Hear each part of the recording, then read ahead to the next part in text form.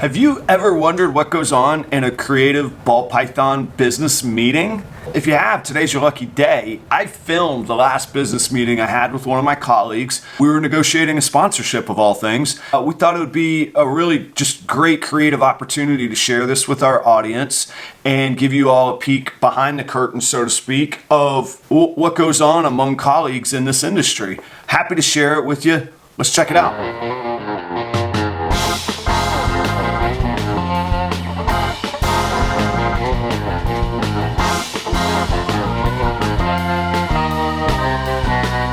What's going on, everybody? It is Adam at Proper Royals. Thank you for checking out the video today. If we haven't met before, this channel is all about my family's journey from ball python hobbyist to ball python business. And today's a cool episode that really focuses on the business part of it. My channel has grown enough recently, thankful to all you subscribers. The channel has grown enough that I've actually garnered some sponsorship and brand deals to sponsor my content. I created a program called the Proud Partner Sponsors of Proper Royals. GERSHON from GPSnakes, who's been amazing to me. He has his own YouTube channel. He's also a breeder, and he's also trying to grow his brand, and he thought that, and he felt like he and I would be good brands to associate with each other, particularly in the form of sponsorship. So we started talking on the phone a little bit about it, and we came across this aha moment. And I'll tell you, you'll get to watch the video when we bring that up. And that led to another aha moment where I said, and he said, so his first aha moment was, hey, we should talk more. We were messaging, and he said, how about a phone call? Let's talk this through. And then I said, after about 30 minutes after we'd scheduled a phone call, I said, GERSHON, why don't we film this? We're both guys with a live stream. We're both really upfront about what we do. Let's see if there's content here. Let's figure it out. That's the setting the stage for what you're about to see when we start. The meeting starts, we're talking about StreamYard, which is the product I use to live stream. It's a digital product. StreamYard's really becoming a powerful product. I like that. We then get talking, and you'll see that we enjoy each other, picking each other's brains. It's almost like a musical jam session where we just got going and went down different roads. So we talked about social media strategies. Then we finally came around to the business of actually negotiating our sponsorship deals. And I won't give any spoilers on that. You could check it out. All through it, it struck me as I rewatched this, and I'm proud to say this about myself, but I'm also proud to say it for GERSHON as well. You'll notice that everything we talk about centers around the customer experience, the consumer value in our videos and in our content, and then in our relationships, our business relationships, how we bring value to each other. Yes, it's transactional. Yes, there's a value or a charge or a money exchange. But notice how much GERSHON and I both focus on, all right, what are you going to get out of it, and what can I help you get out of it? I really enjoyed it. I hope that you will enjoy it as well. I've left it as unedited as possible. I'm filming this before I've actually edited the podcast, essentially, that we did. So the only things that I would edit are if there was just something very, very specific to our deal. But I don't even think I'm gonna have to edit it. So if I do, I'll put a note in the I'll let you know on the little title. I'll just say, hey, edited X whatever. So at least you'll know. And I, even where I can't be transparent, I'm being transparent about not being transparent. Enjoy the show. I hope you get value out of it. Let me know what you think. Do you like this kind of content? Do you want to see more of it? Because as long as my colleagues are down for being filmed, I think there's really great opportunity in here. And you'll see, we even talk about in one segment all the myriad different ways that we can use this content. Let us know what you think. Check out GERSHON at GPSnakes. Enjoy the show. Yeah, there we go. It's recording. Yep. Because with the sponsorship stuff, man, to get those full representation of the other people's brands, man, you got to have the upgraded version of StreamYard, really. True, it does help. The other thing you can do is what is it, layout? It might be layout, to where you can put their logo in a corner, right? And it doesn't really affect your stream per se. It still goes and everything. Yeah. I think on the brand overlays, and there's a logo I can put my own on, and then I can add an overlay as well. Now you can add a background too. Yeah. You can do those are the things I gotta. Oh yeah, there's a background, the overlay, yep, logos. So yeah, I could tier different things on that. I have to get with Paul because he does the thing where he puts people two in a box and then has the full screen, and he gets to have like brings up websites and stuff like that, or pictures he saved and talk about. I want to implement that down the road. I think that is really cool. If you do I can't. I don't know if I can share my screen or not. It doesn't matter. If you hit that share button at the bottom on the desktop version, you can have the website pictures preloaded of what you want to share. And then if we did like, I'd have to have a third thing. I don't have it set up right now. But then you could click the big box and 2 head box. Yep. And then it'll let you choose 3 things. But like that's something I want to implement on. When I have somebody I've had on already before and I'm bringing them on again, share something they have. I probably try to implement that in like my 3rd season of the podcast when I've already not exhausted, but have a lot of people I've already interviewed, and I'm going back around and interviewing more people again that I've done before.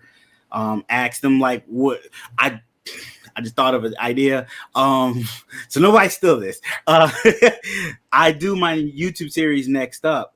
I would like to bring them on to see how they've grown from Next Up to them being on the actual Under 1,000 podcast. Yeah. And then we can just look at, that's a good idea.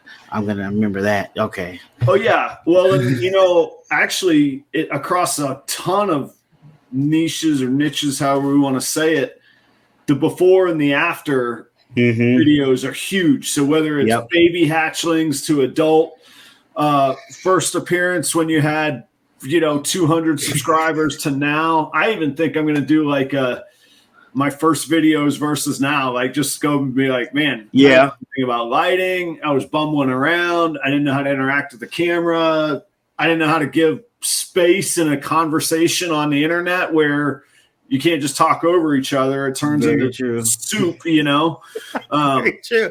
People don't realize it's an art to interviewing people. Like, it's a skill you develop. You can't immediately do it. And it's hard, too, because, like, I'll just speak for myself. Most people that are willing to be on camera or willing to interview, ego is a difficult word, but again, I'm talking about myself. We got this ego, like, well, we're the ones that are going to speak. Well, there's 2 of us, and like in a bar or a conversation over a drink, you work that out pretty quick. Here, you got to wait for, you don't know if the sound is going to interact. You don't know if the people's hands are fidgeting. You don't know if they're moving the mouse to be like, all right, this dude's out, This is true. It's hard to get those social cues online to know when you need to interject, when you need to cut somebody off, when it's your time to talk, when that person's about to stop talking. You have to learn different cues when you're doing it live or anything like that. And then still also you're doing a show, so you want to interact with your audience too. So you want to talk to the people in the chat as well, but then you don't want to take away from your guests at the same time. So that balancing act as well. And even where to look. Like, I feel like I'm making eye contact with you right now, but really I would look right there if I was very true. But if I'm doing that, I can't watch your social cues. So we have this weird Anyway, so we were talking about trying to come up with sponsorships, and I don't know what part of this video I would use or not use, but I also wanted to try and explain to people philosophically the idea of sponsorship for me isn't just pay me money and I'm going to take it and I'll figure it out. Like, I like the idea that I should like the people and the products that I'm standing by because I'm aligning my brand name with it. But also we got to where we're at by providing good information and good content. I don't want to dilute that. Exactly. So and then bringing value to, I have a responsibility to bring value to the people that I'm sponsoring. And that's really where you and I got to that conversation of like, okay, how do we do all of those things? And then there was like, we were again, for people watching, we were messaging on Instagram, and there was like this aha moment for Gershon. He's like, I never thought of that. Should I be doing that? I'm like, I don't know. I never done it. I just thought of it. So, and then it was like, all right, we got to meet and talk this through. Very true. Very true. Like, the way I went about picking my sponsors is honestly is with people that were already watching my show and wanted to support the show. And I phrased it as, hey, if you like the show and like what I'm doing, but also want to, get your name out there and get your stuff out there, that's where I promoted, where it was a symbiotic relationship, where it was both of us getting something in return, not just one getting something from another. That's the best relationship. And it sometimes it's transactional, sometimes that involves money, sometimes that involves goods, or which we haven't even exactly said what you and I were talking about on some things.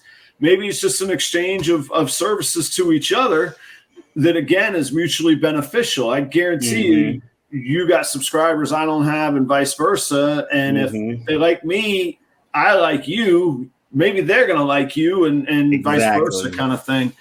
So, but we were talking about that aha moment was like, and I never thought of differentiating the two. So you've been doing sponsorships of your live videos. Yes, I've only been doing it on the lives because I thought it was a more interactive thing.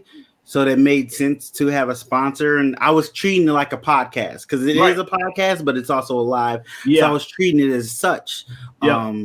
But then you brought the idea of doing it on all your regular videos too. And I was like, oh, wow, I didn't even think about that concept.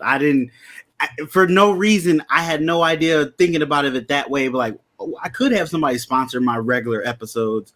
And it was just, it blew my mind at the moment. I was talking through this with another buddy of mine. He's not into ball pythons, but we have conversations like this usually at least once a week, if not twice. We're just banging ideas off each other. He's an old restaurant buddy of mine, and we're just dear friends, just fantastic guy. But he was like, how do you bring value or attract sponsors? And my real answer is, I don't know. I'm just going down this road. But in my mind, if I was asking myself those questions from a business building standpoint, this is where I got on. You're exactly right about the interactive part of the lives. The traditional videos, what if I made a pitch like this? The video never goes away. I have highly searchable content, and I know from my metrics, 26% of my views come from YouTube search, and I'll commit to never taking the video down. So, yeah, you're only paying for one episode, but it's there perpetually. And I'm not going to promise you what topic I'm going to attach it to. I guess we could negotiate that. I'll tell you what my next 5 content plans are. And then, hey, you want to pick of the litter? We'll pay for pick of the litter. Or we, the other thing I found is that every situation is different, but whatever makes sense to do. But I thought that was neat because we were talking about growing too. I don't know how fast I'll grow, but I can for sure say I'm a better channel than I was 2 months ago. And 2 months ago, I was a better channel than I was 6 months before that. Yeah. And all those videos are there. And I still have one of my top 3 videos right now is over a year old. It's up to 5,000 views. Ooh, that's nice. Would that be worth it to that one person to pay the one-time sponsorship fee? That might be a little bit higher. Yeah. And what I don't know is if my live videos get watched as much in search as my regular long formats do. I don't know if you ever noticed on my live titles and description, I always make an agenda, whether we actually follow it or not. I try to follow it. I don't do it just to lie, but I always do it to add in the searchability with the description and the tags. So if somebody says, like today, what do I do about ball python sponsorships? You want to Google that? Hopefully this is the first video that comes up if I do my SEO work properly. That's one of the things I really wanted to talk to you about is the way you tag your videos and the way you set up your videos and what you put on your thumbnails, because that I think is helping you grow immensely. Like that's really smart and really organized and really business savvy. And because I need to pay more attention to my YouTube analytics and actually, for one, learn how to read them and know what I'm looking for, but also how to help that better my YouTube channel in itself and help it grow. And you do an excellent job of that. Like amazing. I know you said you were going to do a video about it, and I'm waiting. Just write my notes. I was like, man, make this video. I'm like, listen to your audience, listen to the people that connect with you. I find myself a lot going, what am I going to make content on? I've talked about my 27 snakes till I'm blue in the face. What in the world? Like, none of them have laid eggs. I don't know if they're ovulating or not because I'm too new at this stuff, and I don't want to admit that, but it is true. And, you know, like, it's so overwhelming because there's dudes with 9,000 snakes and 40,000 followers. Like, how am I going to hang with them? Mm-hmm. Well, there you go, Adam. Listen up. GERSHON says he wants to know about this, and apparently people think I'm really good at it. So, all right, I'm going to make it. That's what I'll do. I'll put that out. It became a little bit second nature to me. So I don't think I'm particularly good at it. But maybe I am. Maybe I take it second nature. So in the restaurants, the margins and profitability in restaurants are so slim that if you don't look at that kind of stuff, so, you know, it's not searchability and how many views, but it is how many people did we serve? What was the average ticket time? We want to move them in and out fast enough to make sure that we're being efficient and making money, but we also want to have a great experience and not feel rushed. So and finding that balance. Yeah, where's that sweet spot? Or another way to look at it, how much money are they spending for how long they're sitting there? If they're going to sit there 5 hours and we're running a $2 Miller Lite special, we're going to get $10 in 2 hours? Not going to pay money. Either they can't sit there or I can't run $2 Miller Lights, one or the other, but we can't do both. So I look at that stuff constantly and I enjoy it. And it's like little, I don't know if you know, I don't work out much, but like dudes at the gym, you know, they're in the mirror because it feels good. Yeah. Like you've done the work. You want to appreciate what you've just gained. Like, when are you going to look better than when you're all pumped up and jacked up and you just hit your best new mark? That's what metrics do to me in the mornings. Like, oh man, I just crossed the 100 hours in a day mark. I wasn't doing 100 hours in a month when I started. Like now, a good live, I'm getting 100 hours on it. It's like, those are my, what do they call it? Gains in the gym or whatever. Like that's it for me. So I go to the, I love the analytics and then I try and learn from it. And I forget what we got. Oh, the searchability and what works and what's, you know, where are people finding it. So that's, I don't know if 26% is good or bad. Maybe a sponsor would laugh at it. They're like, oh, you're trying to brag about 20. I don't know.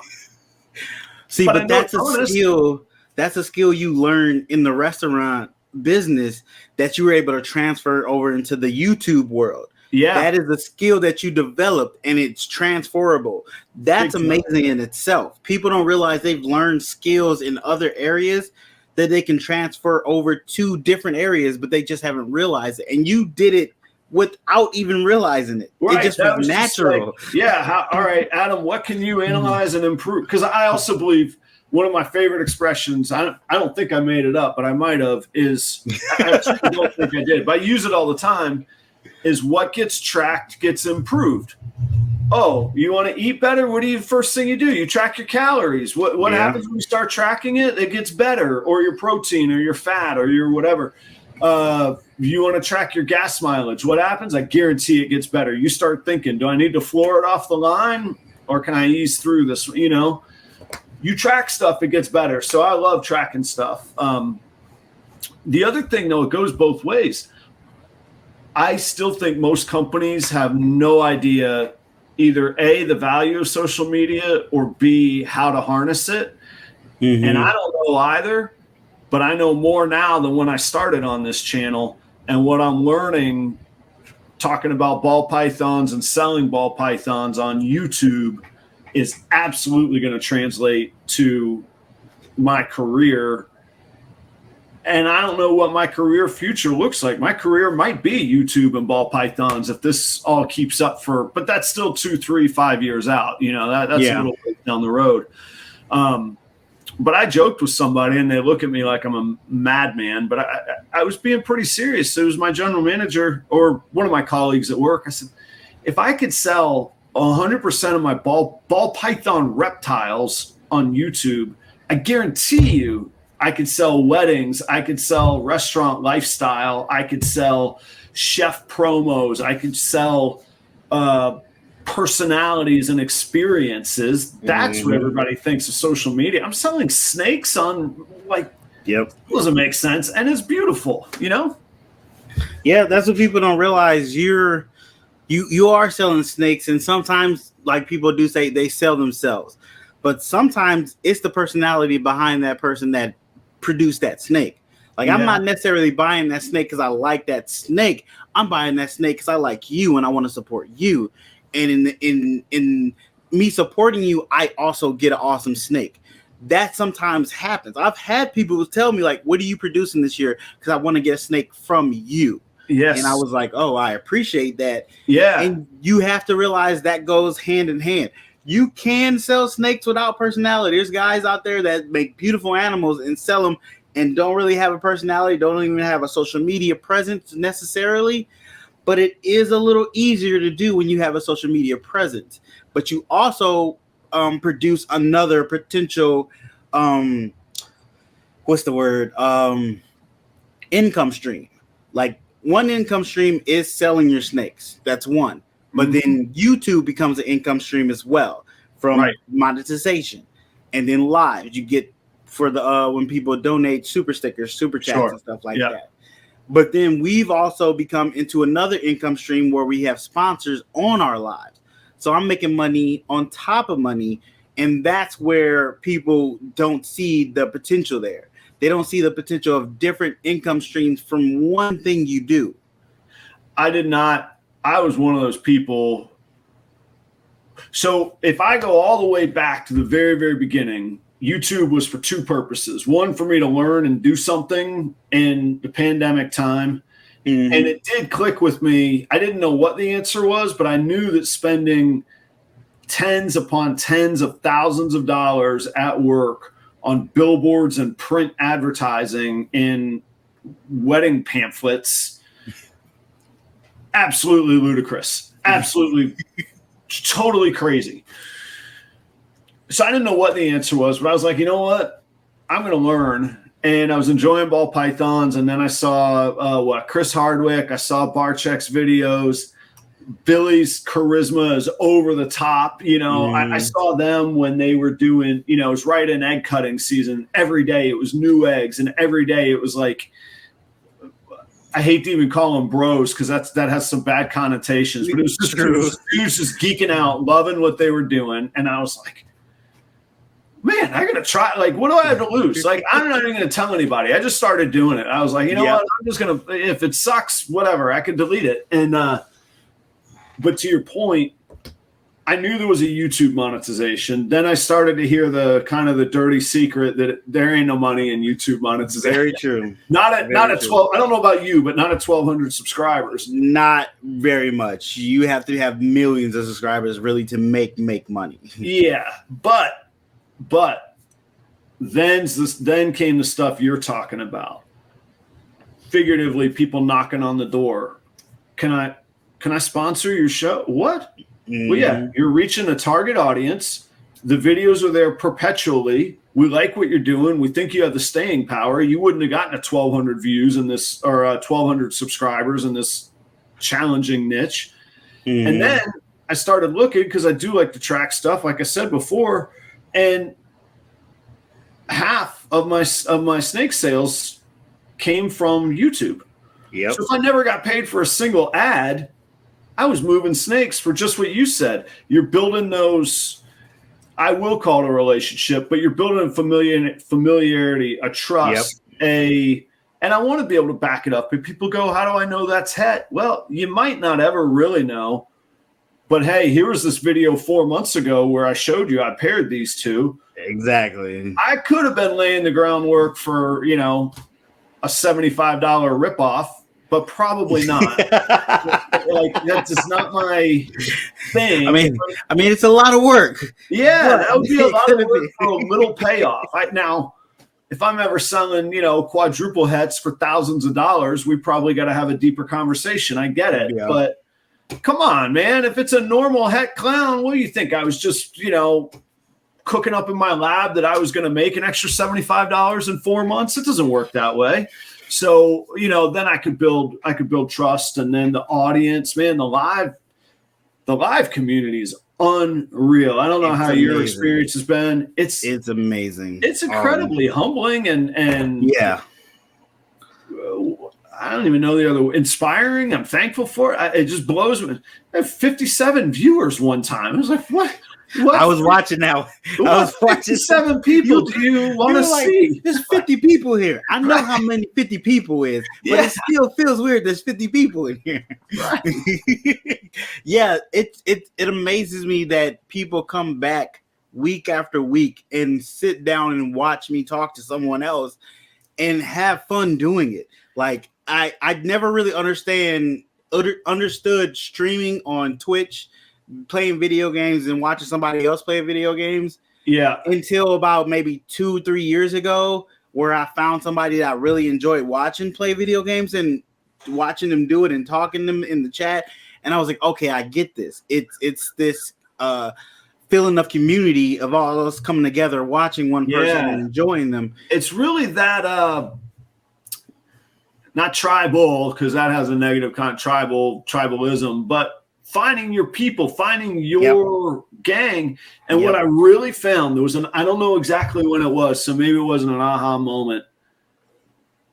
The YouTube community and what people seem to be engaged in give you absolute permission to not be an expert. I say it every one of my videos. I say I'm on a journey from hobbyist to business. That is true.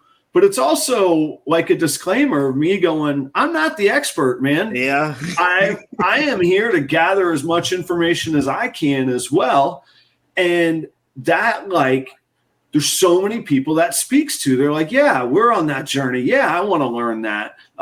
Yeah, okay. I don't have to feel intimidated by Adam because he's just like me. Like, man, whew, what a beautiful thing. Because in normal life, you got to go to like a social club or join like a local amateur league. Like this is that new version. And I remember it was so empowering. I remember somebody got on me sometime. They're like, you're going to be exposed and you're not the expert you say you are. And I was like, nope, never said I was, man. Never said I was. I'm sorry to disappoint you. Here's probably the top 5 in the game if you want to check out their stuff. And here's the journey I'm on. And I think it was like a troll looking for a fight. And he was like flabbergasted that I wouldn't get mad. I was like, no, it's okay. Doesn't work, man. That's not what I'm after. I had a troll on my Lacey-act video. He was like talking about why would you want to take care of animals that are killing other animals and save them? And I never responded to him. I just hit the thumbs down button and kept moving. But other people responded to him in the chat and they started to have a whole argument about it. And I was like, why are you guys arguing with him? Yeah, he has his opinion. That's totally fine. Yeah, there's nothing wrong with that's his opinion. Yep. You're not going to change his mind on the internet. That's probably Let that go. Yeah, that's one thing I realized. You're not going to change anybody's mind on the internet about a topic, but you might make them like you in the process of talking about that topic. And if that's the long game for you, to where they like, I don't agree with this guy, but I like talking to him, so I'll watch his show. That's somebody you added to your community. Yeah, they might not be 100% on your side, but they're in your community and they're watching your stuff. They're sometimes even sharing it. You'll be amazed how many people dislike you and actually still share your stuff because they still had fun listening to you talk about something they disagree with. Yeah. Human beings are crazy. And I know I go back to restaurants a lot, but like, not that we ever wanted to make errors, but we're humans and we made errors. That was the best moment right then to really, really build a long-term fan for them to see how much I cared to make it right. So like, I had some topic of NFTs and somebody just wrote in big capital letters and huge exclamation marks. This is all a scam. And I was like, well, clearly they were looking for a fight and trying to rile me up. And I just replied, I said, look, there's probably unscrupulous people out there dealing in NFTs. I think every industry, every new technology has people that are going to look for the negative and look for, underhanded ways to make money. But I could tell you, it's absolutely not 100% a scam. And shoot me an email. Let me know your phone number. If you want to come on and do a chat on StreamYard, let me talk you through it, man, because you're going to miss out. Like, people thought cell phones were a joke for rich people. Now you can't buy a landline. It's very true. Life goes on. I'm sure there was a caveman going, oh, you're going to cheat and use a lighter? Like, yeah, you know what I am, caveman? I'm going to use a lighter. You can rub your sticks. It'll work. But so anyway, I never did hear from the guy, but he also didn't come back looking for more of a fight. It was like, oh, well, maybe I'll go somewhere else. So anyway, so without talking specific like dollar amounts, what kind of value, or I guess the hip word is deliverables, what value do you bring to your sponsors that in turn have some sort of transactional value for you, whether it's goods, services, time, money, whatever you guys trade? What do you bring, or what do you promise to them to attract sponsors, so to speak? So, to be honest with you, I vaguely know. When it first happened to have somebody wanted to sponsor one of my lives, it came about in an accidental way. Like, I wasn't looking for that. They actually brought the idea up of, hey, could you mention me on your podcast? I'll give you X amount of money for it. Yeah. And I was like, oh, I guess I could do that. I mean, you're always in the chat anyway. I usually say hey to you in the chat anyway, but if you want to have something on the screen, understandable. And that day I was watching Morph Mixology's live, and I noticed how he did his sponsorship, and he put it in the beginning of his video and had their logo up and everything. And I was like, oh, I could do that. Right. I could probably do that. That makes sense. That's what they were talking about. Because I didn't even put two together how they wanted me to sponsor them. Yeah. Until I saw that, and I was like, okay, that's probably how I should do it. And I just did it. So far, the people I've done it with, I've tried to ask them, did it help boost you up? Did people come to your Instagram, your YouTube, whatsoever? And some of them said, yes, people have come in. I've seen a different flow of traffic come through. I've seen people subscribe to me that I didn't think knew about me. Some people actually said, hey, I heard about you on GERSHON's and I came over and checked you out, which I was like, that means people are listening to me. Right. That's crazy. Right. Yeah. There's 57 of you all and you listen? Okay. So, I mean, and but most of all, I know when I first started doing it, it was people trying to get their name out there. Right. And seeing and having you being able to attach to somebody that is a positive influence in the community is always a plus. Yeah. And that's why that's what my whole goal was, just to help the community I am growing in and love to keep growing. So that's why I kind of started my podcast in the first place. And it's just keep growing now. And I'm like, I'm just going to keep doing the things that I was excited about doing in the first place. And that was shining lights on people who are making beautiful stuff and are probably good people. I'm not going to lie. Sometimes you might not know everybody personally. You just know them through the internet. So you can only judge them so far. Right. But from my experience, they've been okay. So I try to keep that positive energy. Yeah. And you're right about, you do discover some things sometimes, and usually it's not people like going out of their way to be jerks, but then you go like, but you're just like, man, you're kind of oblivious, or you're not realizing this, or maybe I thought we'd be sober having this conversation. There's been that sometime where I'm like, oh, you okay? But anyway, back to the sponsorship part. So say I'm not me. Say I'm just I'm another person, and I'm a rack maker. There we go. I'm a rack maker. I'm looking to break in, and I like your show. I like your audience. Again, without talking specific money, what kind of sponsorship options would there be for me to consider if I came to you and said, hey, I want to do a sponsorship thing? How does that fit into your world, or what do you offer? So I kind of developed 2 packages. Cool. It was 3, but then I was like, 3 seems a lot of choices for people. People like usually A or B. So right. I'm working it down to 2 packages to make it simple. And it's more of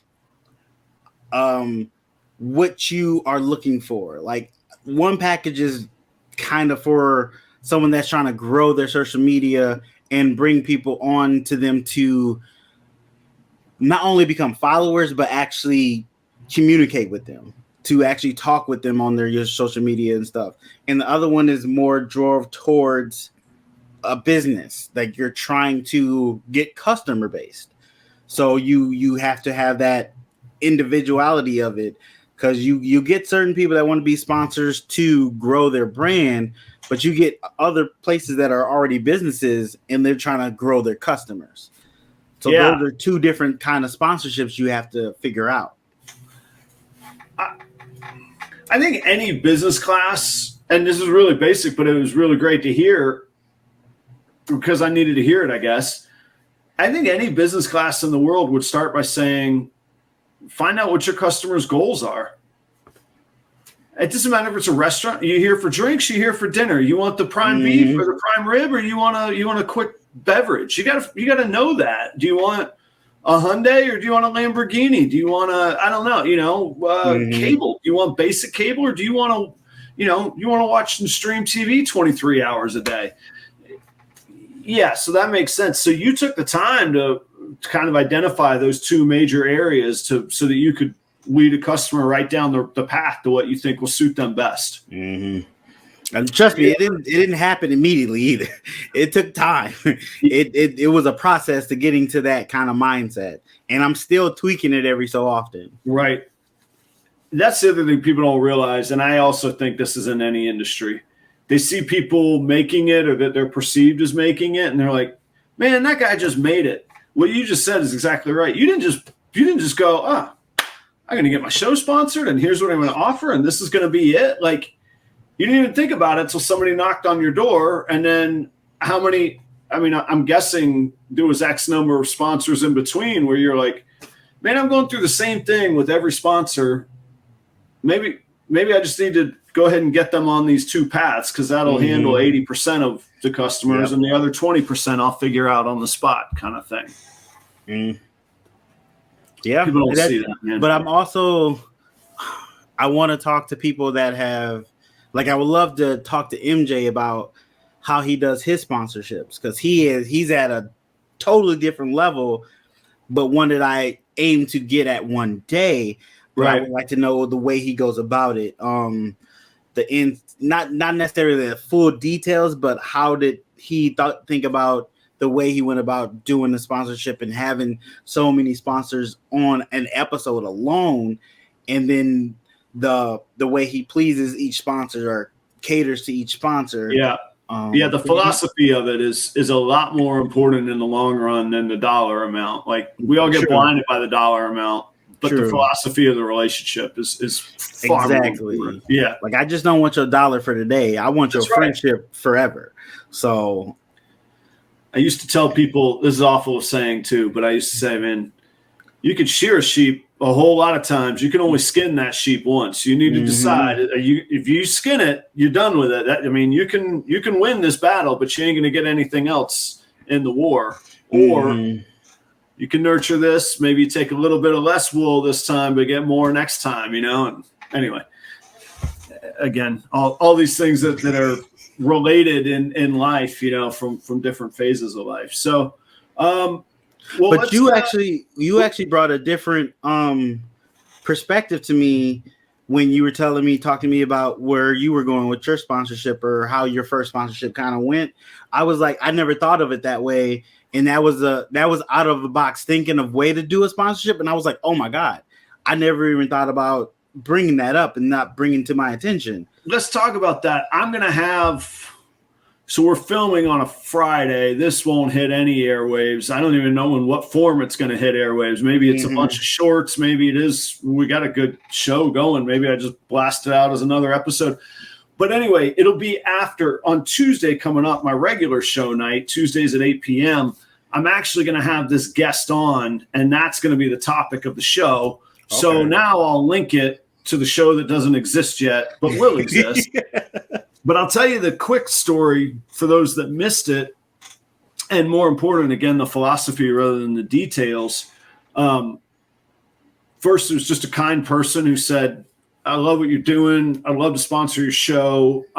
They had recently gone through a rebranding, I think. I'm going to ask about that. And I don't know. We're going to get into a little bit of why me and not the GERSHONs of the world, or, Jeremy Warfel, or some of those other guys that are just getting going and doing really good things too. But he says, I said to him, just kind of the things that we were dancing around earlier of, what does your vision look like? How can I bring value to your brand? What do you think would make sense? And they were like, look, your show's good because of you. Go do what you do, and wherever I fit into that is going to be cool. And it's like, well, that's a lot of responsibility, but also a huge compliment. And sure, okay, I'm still going to list out what I'm going to deliver. And matter of fact, I have that. Nobody can read the specifics, but I've got my notes for that, and that actually is something I've got to do this afternoon. But then, I mean, we had everybody danced around it, but we had to come back to the topic of what's the value? What's it worth to you?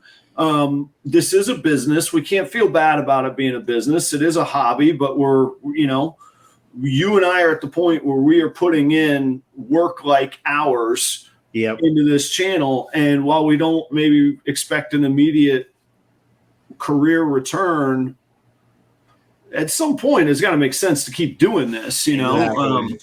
Because life, the kids, working overnight, paying the bills, everything else is going to catch up to us. So anyway, I'm getting off track there. So he says, I don't know what's it worth to you? What's your time worth? What are you putting into it? And so I had to really quickly answer to myself, what's the risk to my brand worth? Because I really don't know the guy. I think he's a good guy. Everything I've seen is a good guy, but I don't know him. I don't know him nearly as well as I know you.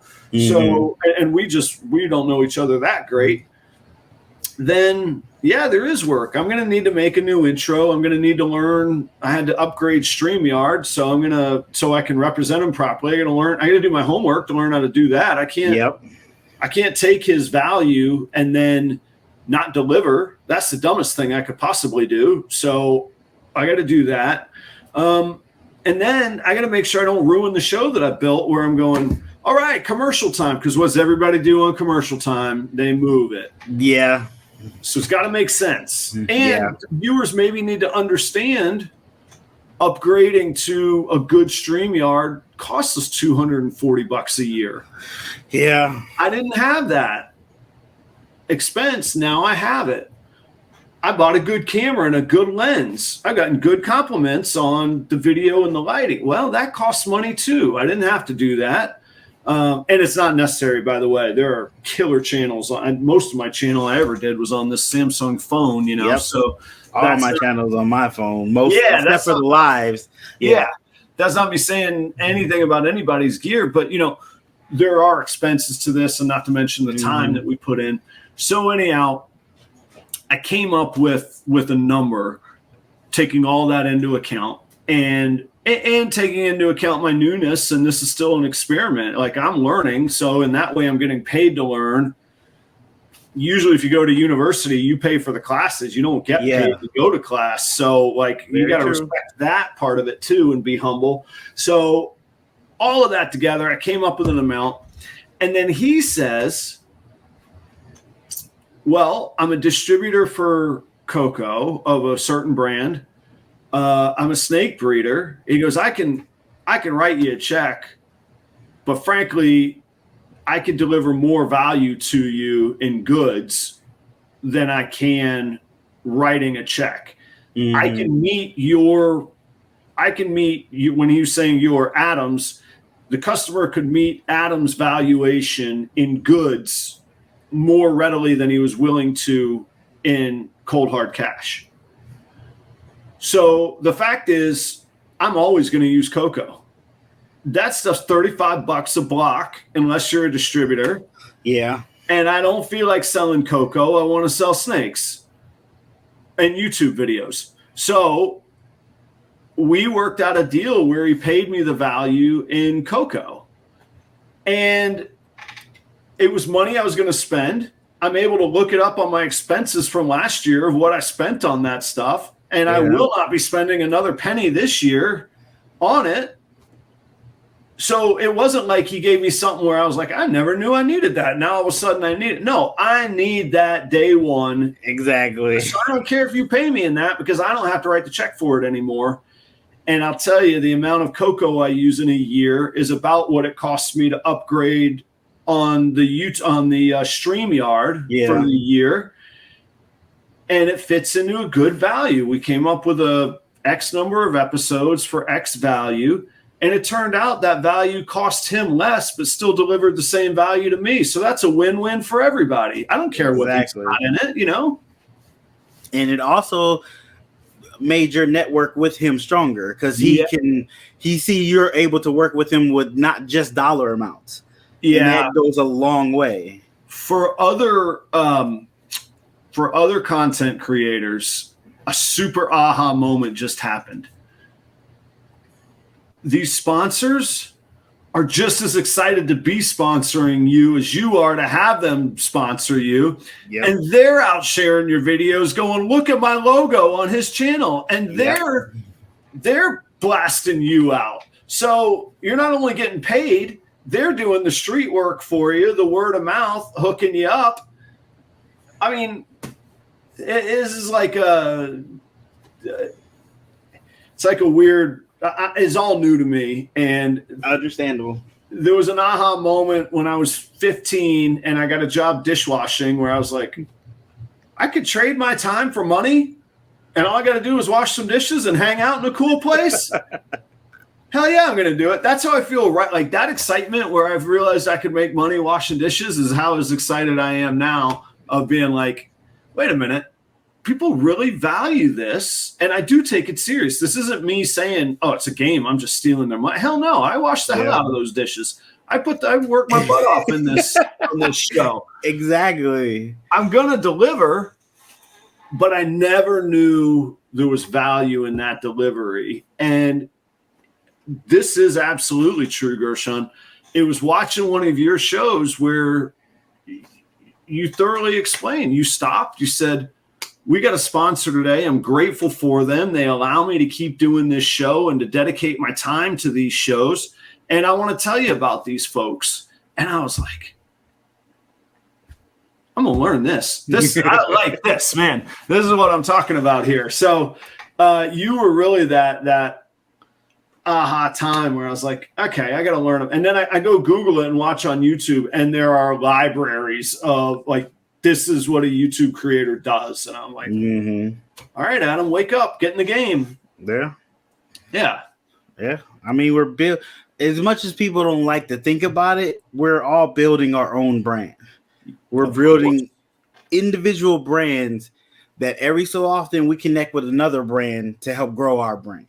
Yeah. That's just the way it looks. Whether you're building a brand to be a business or you're building a brand to be more inclusive in the community, you're still building something either with your name or your business name. You're building something. That's right. And depending on what you attach to it, it makes your brand either positive or negative or somewhere in the middle. Yeah. So you always have to be aware of that, but also understand to build your brand, you have to network. You have to go outside your normal network. So that's why I talk to you about when you let me know when you're on top of how you want to do your sponsorship, because I might want to be one of the sponsors. That's right. You hit different audience that I might not hit. Mm-hmm. But the chance of your audience pulling over to me because they see my brand on your product, which is your live, which is your videos. There's a chance for me to be able to pull some of them over to me, and they become part of my brand as well. That's how that works. And that's where I'm starting to make a budget for that this coming year my business. I'm going to make a budget for brand. I mean, would it be marketing basically? Yeah. So that's which I'm still learning to, because I'm freshly new in business here, and I'm learning as I go. Well, I tell everybody, just keep track of all your expenses, even if you think it's an expense, man. Like, I had to buy some Dawn dish soap to clean some tub. Well, just write it down, keep it organized, and then get a good tax, like a CPA. They'll always pay for themselves, in my estimation. Hell, you can even ask them, like, are you going to pay for, like, whatever I'm paying you, am I going to get more back in return out of my business? And they'll explain how. But that's one of those things where they're going to go, well, yeah, that's a marketing expense. Every company has a marketing, not every, but most companies have a marketing budget. Some of them buy Super Bowl ads with that money. So, like, yeah, definitely. We touched base on, I don't know if we ironed it out all the way or what. We could talk through it. You talked about you're going to have a budget for doing sponsorships on a show like mine, hypothetically. And you had sent that to me, and I said, well, I really like that idea, and I like your audience. What if we just, instead of exchanging money or goods, what if we just exchange services and we do an even trade? You want to talk through that here, or should we leave that off? I mean, it's up to you. I'm fine with it. Let's talk through it, because there's no money involved. So I mean, that's the spoiler for everybody. We're able to work this out. So, and that actually is where that aha moment that we just all talked through. Yeah. Because so GERSHON talked about me sponsoring a handful of shows, but in March, I'm looking at my calendar right over here, and I had my shows spoken for through March. So I felt bad that it was going to be a delayed exchange. And so that really was where I was like, well, why don't I knock out 2 of my regular videos, or my traditional format YouTube videos, get you on those 2 for a sponsorship, and then I'll do 2 lives in April, both of which will perpetually forever be on the internet, and maybe one of them will hit as, you know, the highly searchable viral one. And I think it's great for everything we've been talking about, for reaching each other's audience, for building that community, for a targeted audience. And the fact of the matter is, in some ways, we're competitors. We're both selling snakes. We're probably selling comparable quality snakes. Although you got a double recessive this year, so you leveled up on me real fast there. Fingers crossed. Hopefully she goes. Yeah, that's true. That doesn't necessarily scare me. If you look at a mall, how many stores in a mall sell clothes? If you look at the restaurant area of a town, I'll be damned if Ruby's ain't always right next to a Chili's, right next to an Applebee's, right next to a Longhorn. You know, they're fishing where the fish are. You and I are fishing in each other's ponds and exchanging the services for it. So I'm cool with it. Is that something you want to go after? Yeah, I mean, so you were talking about being worried that if you do yours in March, that ones for me on your channel won't be necessarily until April. I thought about that, and when people ask me to be sponsored, they do try to ask for certain dates or certain months, and I'm like, look, I already have certain many sponsors already, and they've already locked in months. Yeah. So like I do it every time a month get locked in, I go to the next month and I let people know what months I have available. You get to pick from them if you want. But once that gets locked in, it's locked in. But you also have to realize in our business, well, in breeding snakes, everything doesn't happen on the timetable that you assume is going to happen on. That girl might not go for another 2 months. So by the time your ad's up on somebody's channel, your girl's not even dropped eggs. So you don't even have anything to sell. So they're just coming. So that's why I'm more okay with it being later, because there's no telling what I might have available later, or what I might be doing later, or who I might have on my channel later. And then you also being into video, it's up there forever. That's so you true. Don't know. Yeah, you get the mix of the live and the perpetual views kind of thing. Exactly. You never know when someone's going to come across it. But that's also something that somebody brought to me is be aware of the value you're putting on your sponsorships, because you do a video that's up forever. Yeah. So that they may have paid that one-time fee, but they're getting that advertisement over and over again. Yeah, don't sell yourself short. Exactly. Yep. So that's something to be aware of too.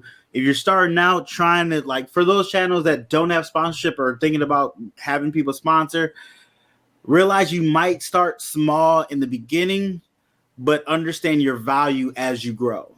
Yes. Don't be afraid to bump up your prices or bump up what you will take in return for your sponsorship, because your audience has grown. Yeah, just like selling snakes, man. You might have to sell a couple to get some good reviews or to get your seller ratings. But, man, sooner than later, you got to get in at the right market price, because you're just going to be selling yourself short, and you're doing I'm always a little leery of talking pricing, not because I'm afraid to share what I'll price things at, but we don't know each other's situation.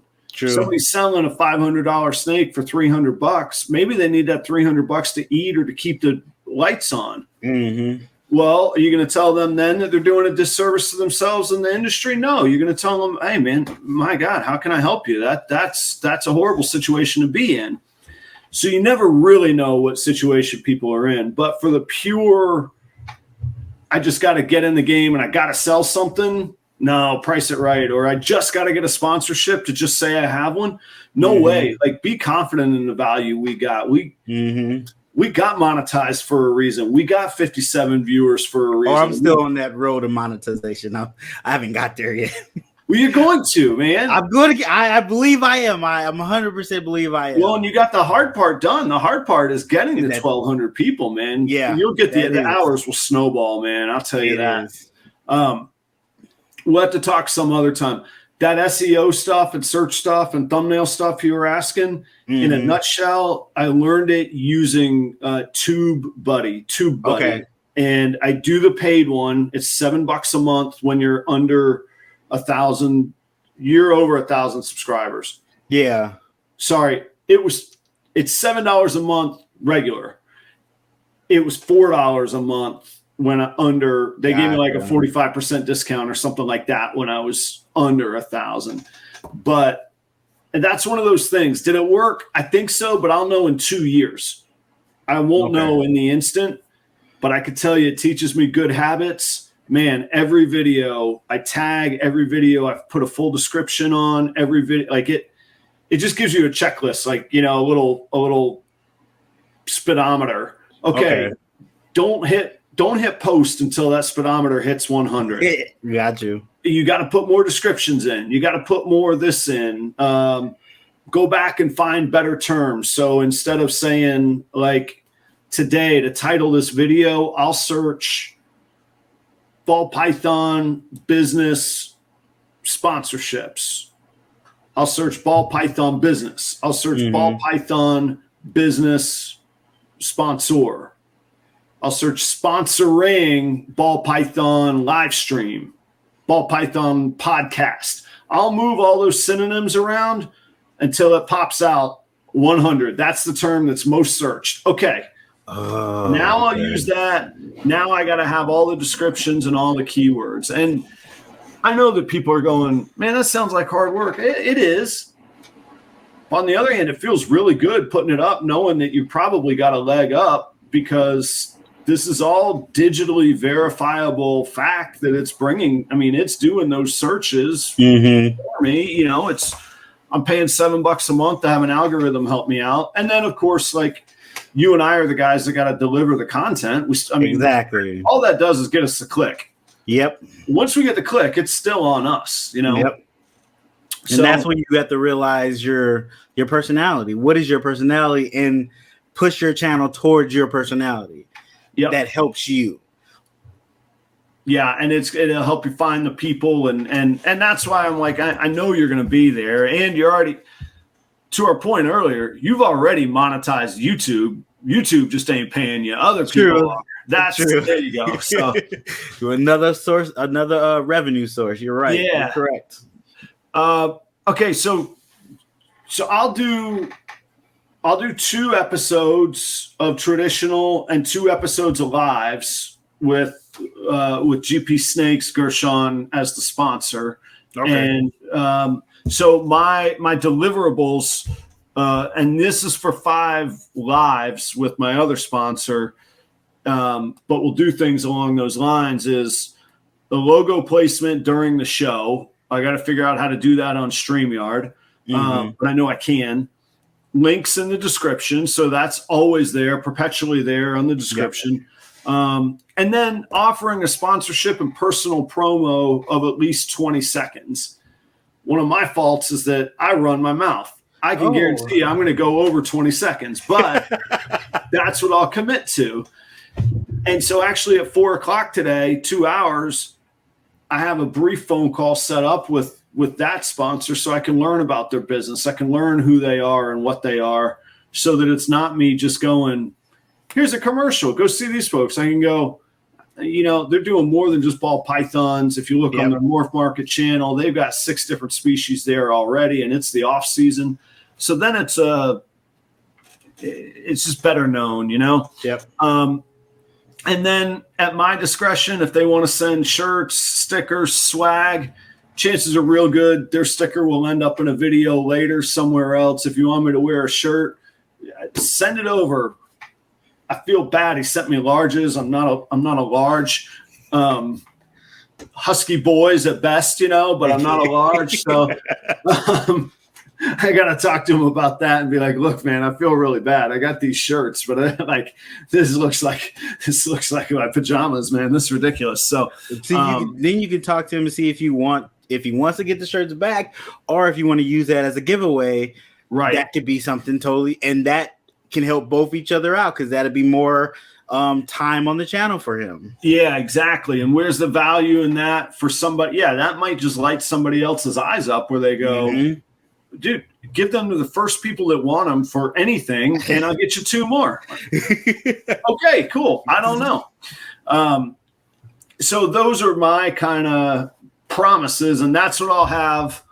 That's what I'll have for you on the 2 lives and the non-live. I got to figure out how to get your logo there when I'm not using StreamYard. So do you mean like in your traditional videos? Yeah. So that might just be an overlay that just runs through during content, because you could do it where like you kind of see through it type of deal. I could just have that scroll through twice or something, So then I'm not even interrupting content. I just say it once, but then your logo comes up, sponsored by. True. Yeah. True. I'll figure it out. Make it a quick cut in the video. Yeah, there's always a way to do it. You can either get real artistic with it, or you get just real slick with it and have it scroll down the side as the content's going. Right. Exactly. Do you watch soccer at all? Here and there. Okay. I've seen a soccer game. I'm sort of a fan now. I follow the Premier League a little more than I ever did, but I remember the first time soccer was in the Olympics, and they made a special statement before it saying soccer doesn't stop during the game, and we're proud now to offer you advertising from this company so we don't have to take commercial breaks. And it would just scroll. Oh, okay. And so you didn't interrupt the content, and that is great. Yeah. I can watch the content. The content can keep going. And like you say, you can have a scroll. We could have a logo over the top, but it's not commercial time because I'm going to pay the bill. Meanwhile, the watch time goes in the gutter and people go away because you've changed your format, Yep. So, hey, I know you got a late night. I see you checking out the watch. This I didn't think this would be an hour long, but no, you're good. I've enjoyed it. I'm going to go get some rats at 2. Okay, all right. but you're good. Well, I was gonna say, let me let you run, or if you got any last topics, or you want to cover anything before we go. Oh, so I have. And I'm wide open. I'm good. For my sponsor, I have the episode sponsor, and then I've added a segment sponsor. I do tip of the week on my live, and I made that a thing you can sponsor as a segment sponsor. Yep. So I'm already booked up almost until I have a month in July, and then somebody just bought August, so I have the month in September that's available for the full episode sponsor. But I was going to put you on the segment sponsor of tip of the week, and that encompass during that, it's halfway through the live, I do the segment, and I would put your logo up, mention you in that segment, say sponsored by blah blah blah, and then also put your link in the live chat so people can click that. Like, so there's times where I would put either your Instagram or your YouTube link, whichever one you wanted to choose, so people could click and then go follow right then and there. Most likely would say, hey, follow here too, like that. Is it clickable in the chat for people? Yeah. It is. I gotta learn how to do that. Okay. So that's when you make people if you make yourself, well, you being you, it's being your channel. So anything you put in the live chat is clickable. Long as it's the URL, they can click it. But when you make people admins, when they put stuff in the chat, it's clickable as well. Gotcha. So, and that's always there. It's some people don't realize when you do a live video and it goes and it ends it takes a second before the live chat is added to that video. It takes like an hour after that video has been processed, but then that live chat is back in there, and you can go through that live chat while you're watching that video and click any links too. This is why I love having these conversations. I'm like, all right, in the notes, there's another deliverable right there. But I probably will also put you in the description as well under tip of the week segment sponsor.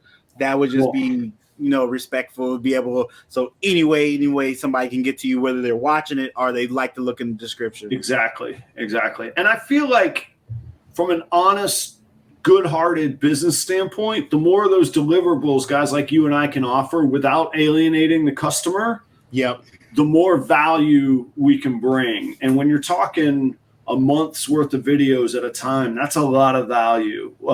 Perpetual videos that will always be there, that's a lot of value, and again, not to mention they're going to go share it and bring value to our brand as well.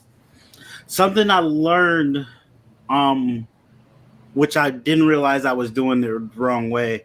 I wouldn't tell people that were guests on my shows to advertise that they're going on the show. I would tell them to promote.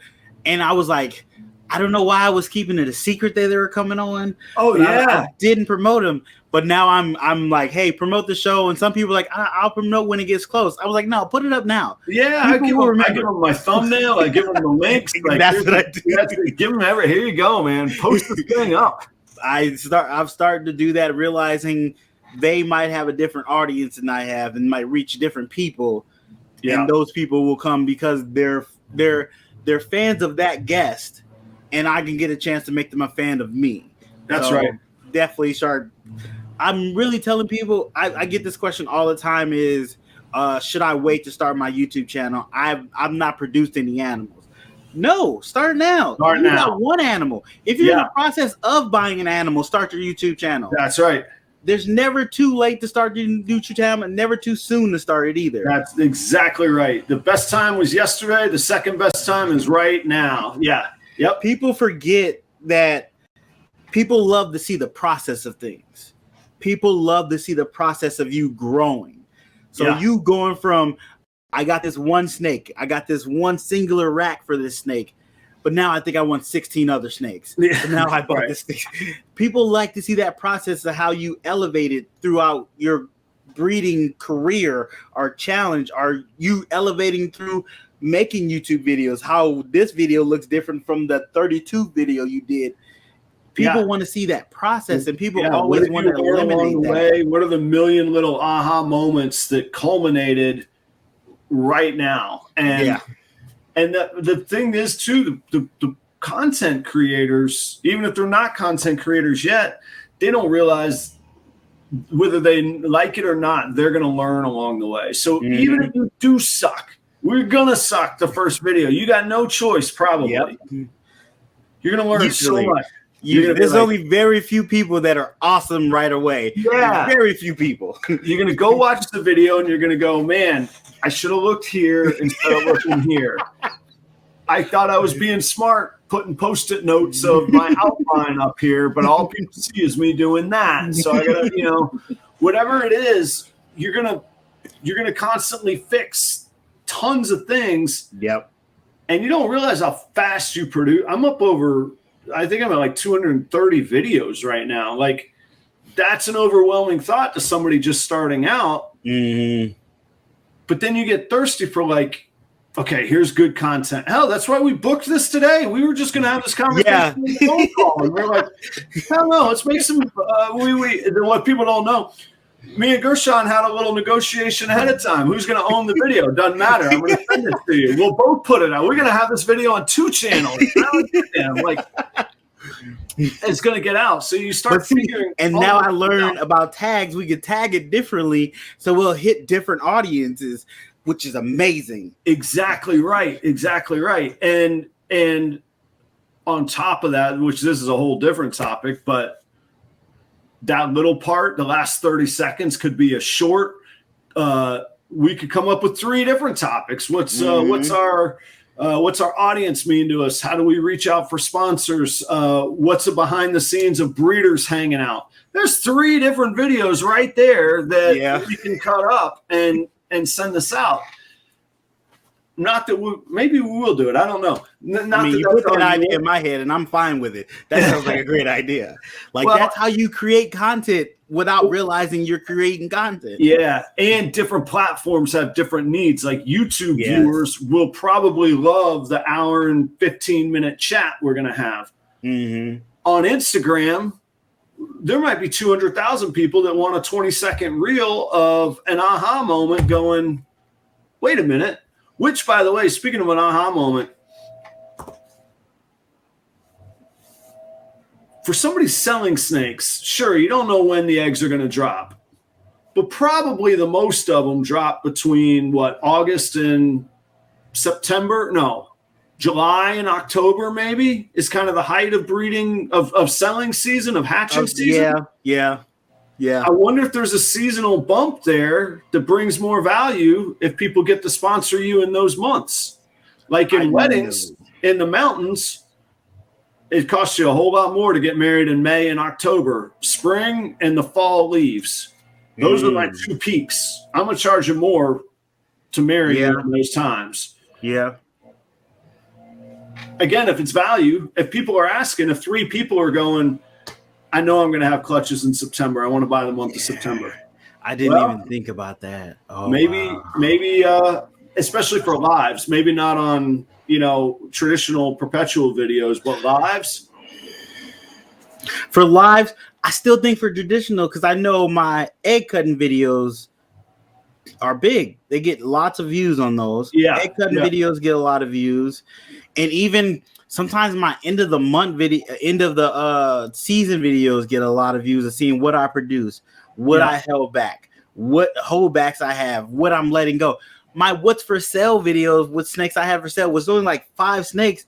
That video is doing amazing. And I'm doing well, yeah. Why is it doing so good? I didn't change anything I usually do, but I did put a different thumbnail. So maybe that's it. Maybe, Yeah.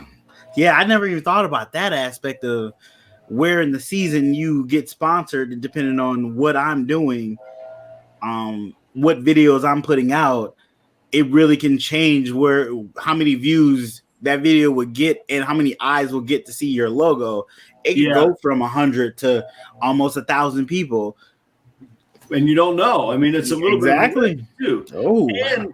But to the people watching, going, again, not throwing numbers out, but that's them saying that seems like a lot up front. Well, when I know I'm going to get 5,000 views a video in 2-3 years when I'm doing Billy stuff, you think Billy's dealing in 2- and 3-digit sponsorship deals? Hell exactly. no. Exactly. But his videos are still there. Yep. So you want to pay now?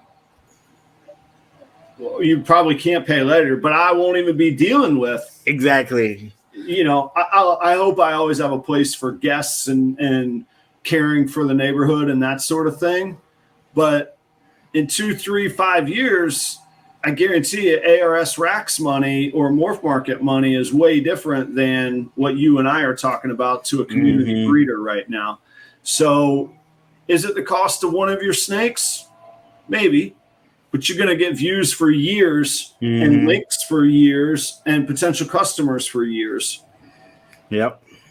I did a DIY video, and every so often somebody will comment on it, and I'll go look where the views are. It's over 10,000. I'm like, what the heck is that? Yeah. Why? Right. You know, and that suddenly, if you guarantee 10,000 hobby-specific views, I guarantee people will pay big money for that now, you know? So, all right.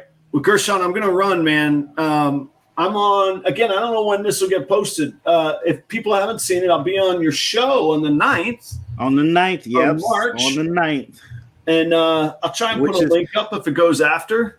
Which is a Wednesday. So it is not my normal time on Friday. So it'll be a Wednesday. So I'm going to have to see how that looks for people too. Oh, because cool. People get used to you being on a certain day. Yeah. I've had people hit me up like, hey, it's Friday. You are doing a live this. I was like, no, it was Wednesday this time. It was Wednesday this week. And they were like, oh. I was like, but you could go rewatch it, though. That's right. It's always rewatch it. It's still there. All right. So, Gershon, what night? Your normal show is Friday nights. What time? Friday nights at 7 p.m. Central Standard Time. Okay. We actually have one coming. Well, by the time this comes out, that show will probably be on your show already. That's true. Yeah. So no, but Fridays at 7 p.m. Central Standard Time is usually when I have my lives. Okay. So and do you still have 2 live concepts? You got the under 1,000 pod, and then do you do the other one too? I was going. So the other one YouTube series I started is called Next Up. Yes, I was gonna do that as a live, but then I thought about it, and the people I'm usually bringing up are still not as excited to be on camera necessarily. Oh, okay. So I didn't want to put them in that spot of being on live. Right. So that is a recorded series that I put up when they are ready to do their first video. Very cool. And then you got the traditional YouTube videos, and you do a lot of shorts and reels or shorts or whatever they call them. Yeah, I'm trying to work on doing more reels and shorts this year, especially on YouTube, because that apparently goes to your watch time as well, which I didn't even realize. So, not to your monetized watch time. It does not. Oh, it doesn't. As of right now, maybe it will, but as of right now, it does not. It's lives do, but lives and traditionals do, shorts don't. Okay. Now, it does go to your subscriber count if you get subscribers from it, but not the hours watched. So that's also a benefit as well. So. Yeah. Oh, yeah. Growing the audience. Yeah. Yeah, my traditional videos comes out Thursdays at 6 p.m. Central Standard Time. I've been trying to. I was at 7, but I realized there's like 3 to 4 different lives at 7. So I was like, let me bump it an hour early so people can watch my video 10, 15 minutes. And after that's done, they'll go to a live later. So gotcha. I'll show you on that. I'll do a video about it on that TubeBuddy project product. They also analyze the people who have watched your videos when they're most likely to watch a new video. Okay. So it gives me so like if I say I'm going to do, I try and do 2 a week, but man, it's been hard keeping that up. So I do 1 to 2 a week, but each week I'll ask it when I should publish. Oh, okay. The YouTube says over the long run, when it's published doesn't really make a difference. TubeBuddy says if you publish it at the height and there's a lot of comments and you can reply to each comment and then you can garner likes from those comments, it is going to cause it to perform better.